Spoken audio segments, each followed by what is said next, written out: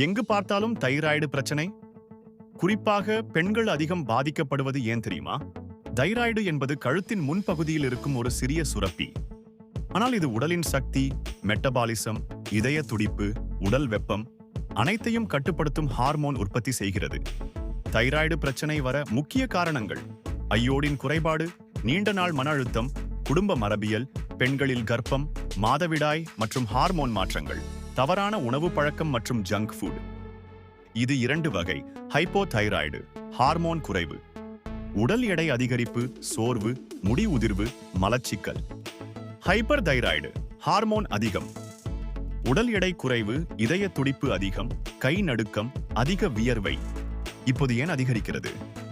வாழ்க்கை முறை மாற்றம், மன அழுத்தம், வெளி உணவு அதிகரிப்பு, மேலும் பரிசோதனை அதிகரித்ததால் அதிகமாக கண்டுபிடிக்கப்படுகிறது. தடுப்பது எப்படி? அயோடைஸ் உப்பு பயன்படுத்துங்கள், சத்தான உணவு சாப்பிடுங்கள், தினமும் உடற்பயிற்சி செய்யுங்கள், வருடத்திற்கு ஒரு முறை TSH இரத்த பரிசோதனை செய்யுங்கள். தைராய்டு இருந்தாலும் பயப்பட வேண்டாம். மருத்துவரை அணுகி சரியான சிகிச்சை எடுத்தால் கட்டுப்பாட்டில் இருக்கும். இந்த தகவல் உங்களுக்கு பயனாக இருந்தால் இந்த வீடியோவை லைக் செய்யுங்கள், உங்கள் குடும்பத்துடன் ஷேர் செய்யுங்கள். மேலும் ஆரோக்கிய விழிப்புணர்வு வீடியோக்களுக்கு ஃபாலோ செய்ய மறக்காதீர்கள்.